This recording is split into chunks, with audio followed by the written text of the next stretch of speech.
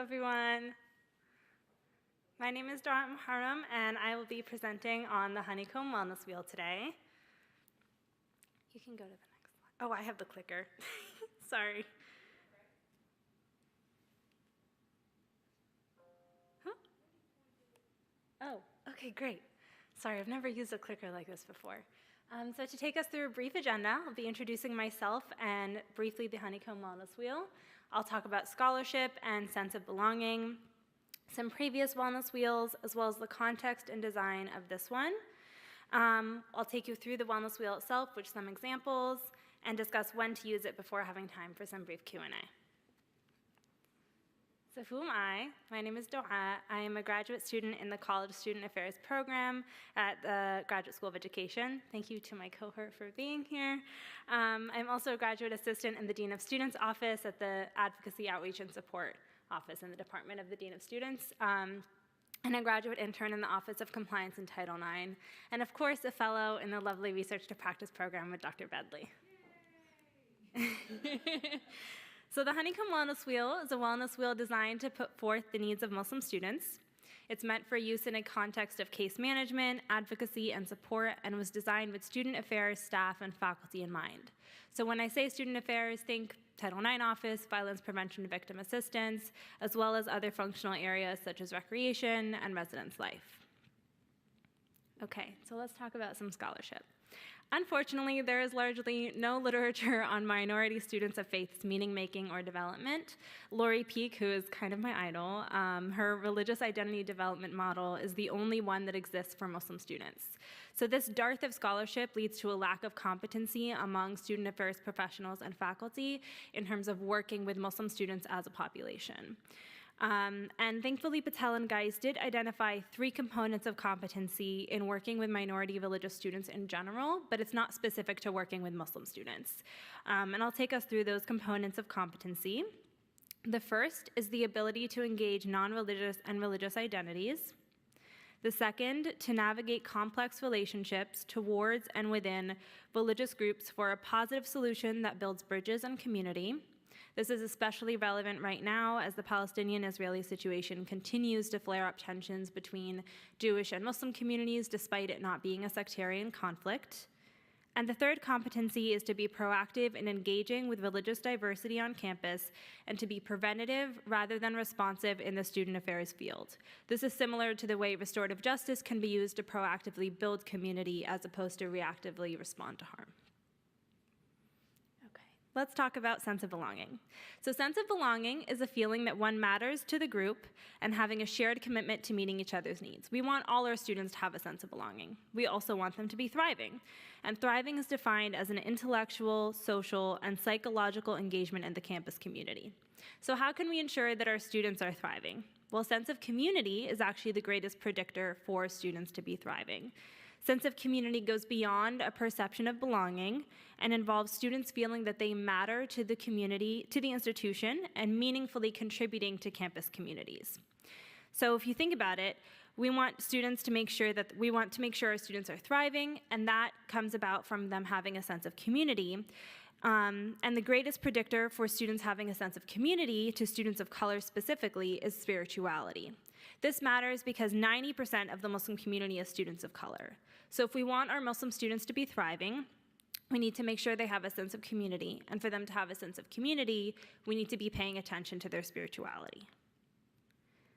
Okay. Now I'm going to talk about some previous wellness wheel models. These are the 3 that the Honeycomb Wellness Wheel is based on: Myers et al. From 2000, Hinchcliffe and Wong from 2010, and Else and Delaray from 2006. So Myers et al. From 2000, I'm going to keep the graphic up on the screen and take you through it just visually from my notes. So they define wellness as a way of life that orients one towards health and well-being, where mind, body, and spirit are integrated to live a life within the community.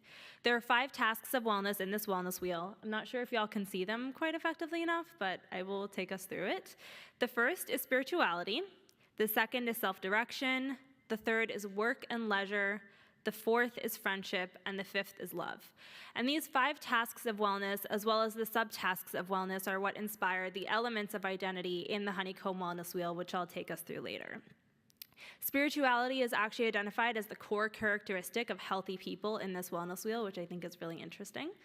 And the subtasks of task 2, self-direction, are a really big source of inspiration for the elements of identity in the honeycomb wellness wheel, particularly sense of worth, sense of control, cultural identity, gender identity, stress management, nutrition, sense of humor, and emotional awareness and coping. So this is the first wellness wheel. Does anyone have any questions about it as we go? Because if you do, I'm happy to answer them like now. No? Okay. Okay. Hinchcliffe and Wong's wellness wheel has 6 dimensions: intellectual, emotional, physical, social, occupational, and again, spiritual. And Hinchcliffe and Wong define wellness as an integrated model of functioning oriented toward maximizing an individual's potential in life within the environment or context in which they live. So as you can see, spirituality comes up regularly in these wellness wheels, and it does so in the third one as well. So physical wellness also shows up in the honeycomb wellness wheel, and spirituality is kind of a through line as a theme through the honeycomb wellness wheel. Okay. Else and De La Rey have many more dimensions of wellness than Hinchcliffe and Wong, and many of these also inspired the elements of identity, which I'll take us through momentarily.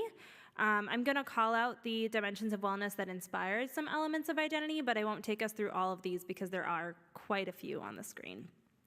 So self-worth, social identity, work, self-care, stress management, nutrition, humor, gender identity, spirituality again, and exercise are all elements of this wellness wheel that were then incorporated into the honeycomb wellness wheel.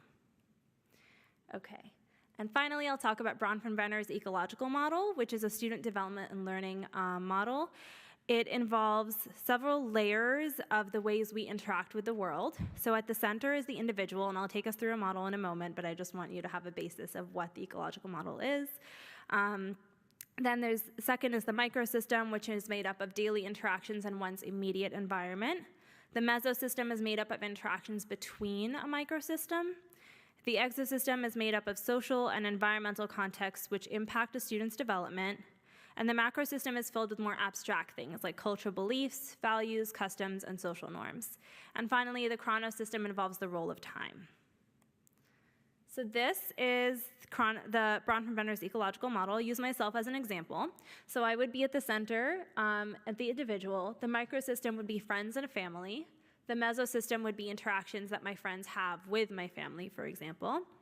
The exosystem could include something like the cancellation of President Biden's student debt relief program. That's not something I directly interact with, but it does impact me. The macrosystem would include something like having a faith system or belief in God. And finally, the chronosystem could include discrimination that I've experienced since the time of 9/11 and how that's impacted my development and learning. So this is Bronfenbrenner's ecological model. You can see from the arrows the way the layers interact and relate to each other. And that's where the inspiration for the way the different aspects of the honeycomb wellness wheel interact and relate to each other came from. And you'll see the arrows in that as well. So this is all makes sense in a moment. So let's talk about the design. The design of the honeycomb wellness wheel came from the story of the chapter of the bee in the Holy Quran. It's called Surat al-Nahl. So this is where the theme of honeycombs and bees come from. Bees are a very beloved creature in the Islamic tradition. The way that they interact as a society and the collectivist nature of honey, what's the word? Not honeycombs, but a bee's nest, for example, the way that works together. A beehive, thank you, is something that we're actually encouraged to take lessons from as people. So some things to keep in mind before I go through the honeycomb wellness wheel. The definition of Islamophobia I use is of an unfounded hostility of Islam or fear of Islam or Muslims as a social group. As a term, it was introduced in the late 80s, coinciding with the wave of immigration from Muslim-majority countries.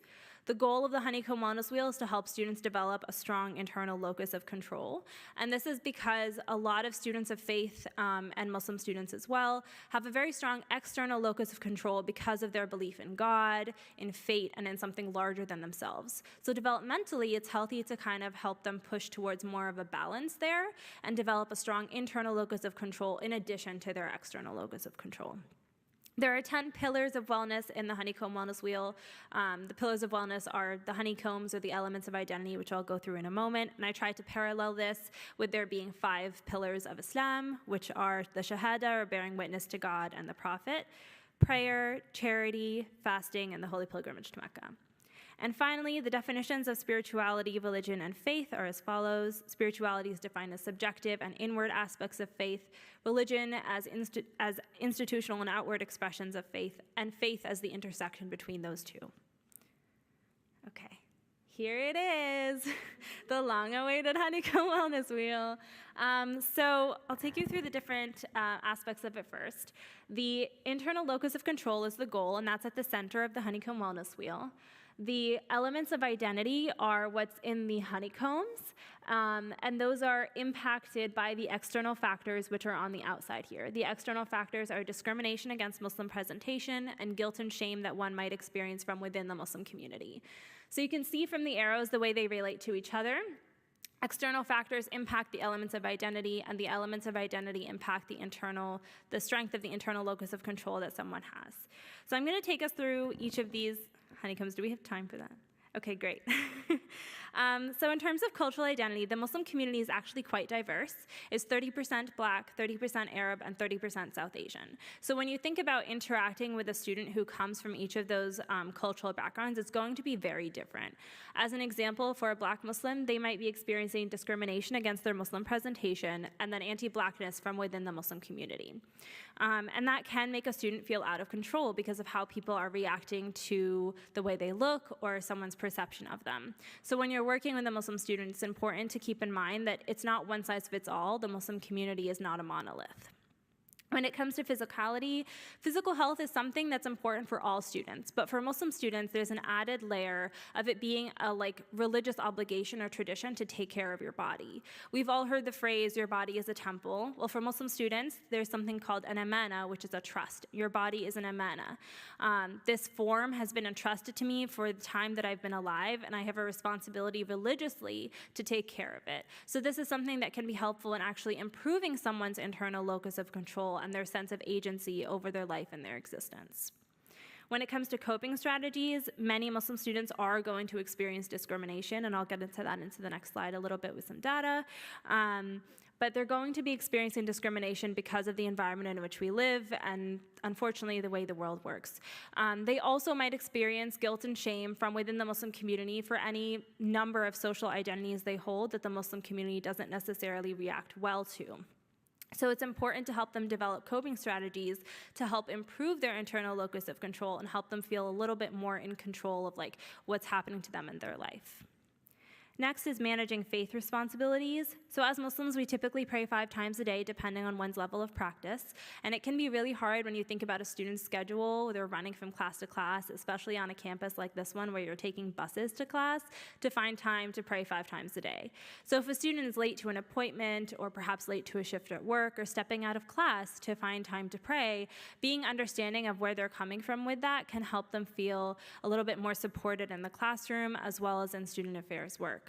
I know for myself, as a nursing student in my undergrad years, it was really hard to find time to pray Dhuhr, Asr, and Maghrib during 12-hour clinicals while I'm running from room to room and taking vitals and taking care of patients. So being understanding of that can help them feel have a stronger sense of agency and feel more supported from the adults they're interacting with in college. When it comes to work-life balance, similarly, right now we're in the month of Ramadan. This is a very holy time. And so people are not only fasting from dawn to sunset, but they're also doing late-night prayers, typically after the last of the 5 daily prayers.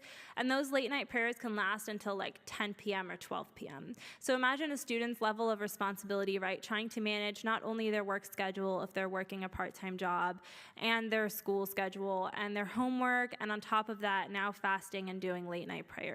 So this is definitely an element of their existence that's going to be impacted by discrimination they experience from outside of the Muslim community and impacting the level of control that they feel they have over their life.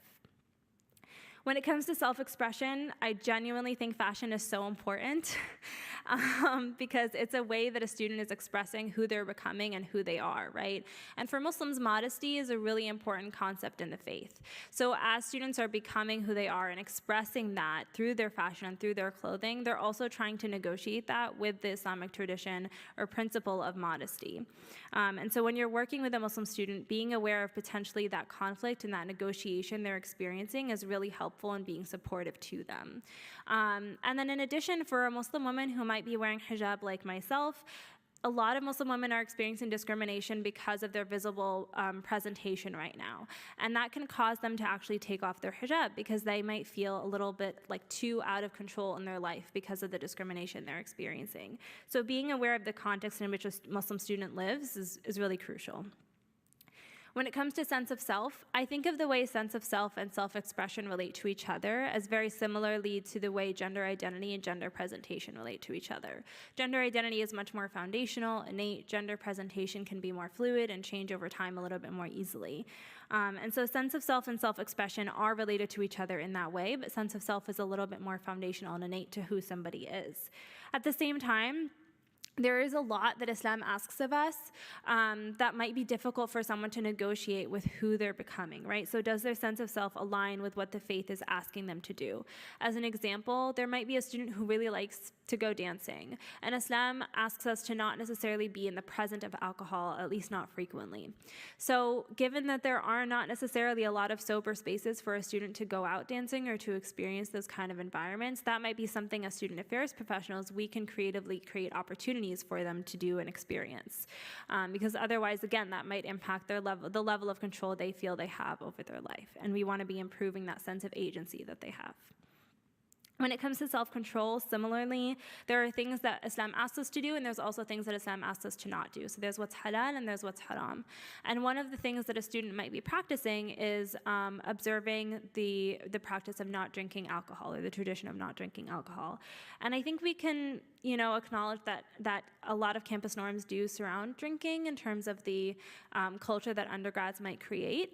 And so when it comes to a student trying to access that sense of belonging and sense of community, but not necessarily fitting into campus norms or campus culture that their peers are fitting into, it's important for us to be creative to help them have that sense of agency and, again, create opportunities for them to access sense of belonging and sense of community without necessarily violating their own personal boundaries or the importance of faith to them.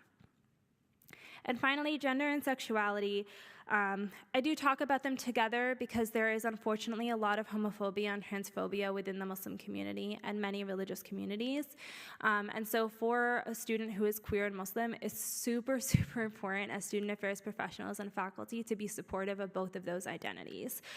There are a lot of Muslims that are told that they have to choose between their queerness and their Muslim identity by the Muslim community, and they're likely also experiencing discrimination from outside of the Muslim community for their Muslim presentation or Muslim identity.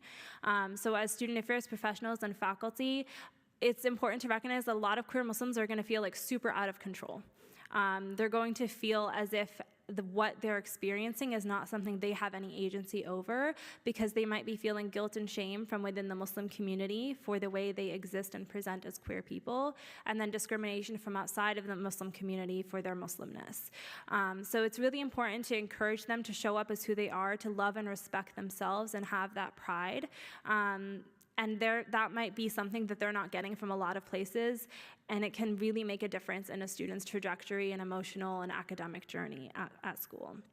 And finally, when it comes to gender identity, the stereotypes and the discrimination that people are subject to as Muslim students does vary based on their gender identity. A lot of Muslim women are pitied and considered to be weak and meek, and Muslim men are much more likely to be stereotyped as being violent or being terrorists or being angry men.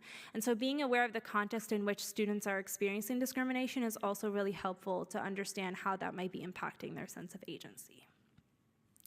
So that is the Honeycomb Wellness Wheel. I'll take us through briefly when to use it.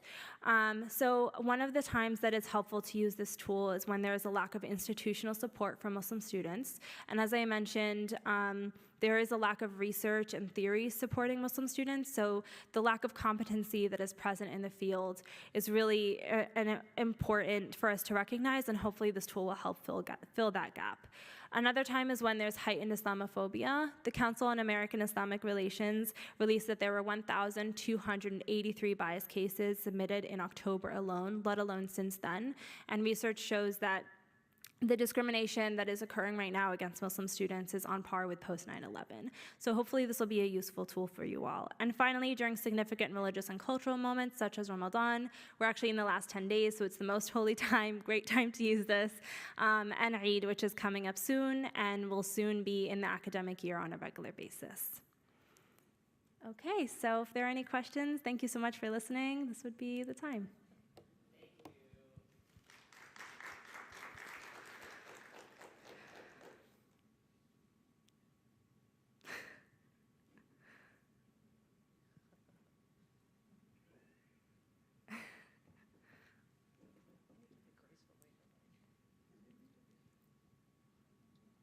Shout out to Crystal for this dress that I will be stealing and will be showing up as her twin. Oh, you know how much I love this.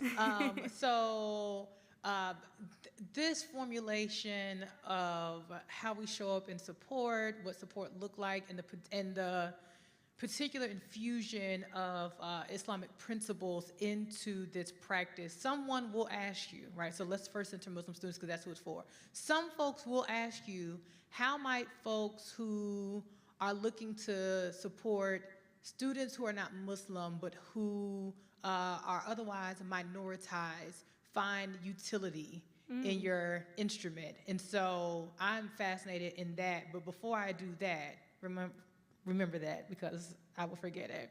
I'm so proud of you in this work. Thank you. This work comes out of where you are in your actual career and seeing the need for it. And as a student affairs girly through and through to my core, I love when folks are continuing to build on the literature that is present, seeing a need for a tool and practice in doing it. And so as you go out, as you have the webinar, as you do the podcast, when you move into your job, when people are reaching out to you as a person who crafted and coined this framework, remember where this work comes from. And when the next person reaches out to you and says, I want to add on to this, how you'll be able to mentor and show them through the process. So I'm super proud of you for that. So back to the practitioner who's like, I don't really have Muslim students, but I have students who are otherwise minoritized. How might I find utility in your work? What might you say to them?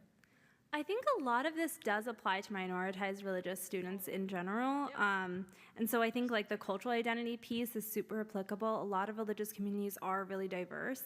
And many of them do face discrimination because of their presentation, right? I know the Sikh community like faces discrimination against their perceived Muslim presentation. Some of the first people that were hate crimed after October 7th were Sikh people, not Muslim people, because there's a lot of ignorance in the American community, and people will see Sikh people and assume that they're Muslim when they're not. So I think there is applicability here, but it would just need to be tweaked to the specific experiences of those faith communities. Yeah. All around, I'm always finding the translatability between one framework and another. But the other piece about this that you've kind of said but haven't is the explicit power consciousness of this framework and the inherent intersectional approach to it. So as you were talking through this, saying, the community in New Brunswick, Rutgers, New Brunswick of Muslims is pretty diverse and actually pretty equally split up. And that in and of itself, while diverse, does not mean that there's not internal shenanigans happening. Oh, and so yeah. being able to name it, right, for folks who may believe, oh, if I have this one model, I can do anything, if they don't understand the inherent nuance in intersectional identity work and power and how it can show up, they may go without recognizing that. So to you, I just say, somewhere in there, explicitly say intersectional or power so that folks can say, yes, you may be dealing with a student who is Muslim and religious, but racially they're this. or they're a woman or is gender expansive, and that's a different power dynamic, and the interplay or intersection wherever people are, whatever language their state governments allow or don't allow, so that they understand it's not just a one shoe fits all. This is one lens through which to understand how someone may be experiencing the campus and how you can inspire them to develop the internal locus of control. Very thrilled about this work. Glad to have it out in the community so folks can start doing their thing. A+ to you. Thank you. This was actually, when I originally proposed this project to Dr. Bedley, I was going to create 3 of these. And this was the first, a general one, and then I was going to do one based on socioeconomic status and another based on gender identity. So this is certainly the beginning of the work, not the be-all, end-all. Hi there. I don't really have a question, it's mostly a comment, but just to say thank you. Thank you. For this work. I'm sitting here desperately trying to remember the book name and the chapter name of something that I wrote pre-COVID relative to Muslim women in the world of fitness, and how this applies, because I've had experiences as a professor and as a group fitness instructor where I've had Muslim women show up and dress very differently. Mm-hmm. So some who were really conservative, always with the headscarf, niqab, some, Mm-hmm. where you just see eyes, gloves, everything, all you see is eyes. And then some show up, you would never know they were Muslim, based on the jewelry and the makeup and so forth. So for me, it forced me to begin to think more widely and broadly about what being a Muslim is for women, and how does that show up in spaces where physical fitness is the goal. And there's a lot of variability there. Yeah. So I can see how applying this would matter in that area. But I think it's something that we all need to think about a lot more, and how that impacts people, and whether or not they even want to show up in those spaces, because some choose absolutely not to. So, Yeah. Thank you so much for that comment.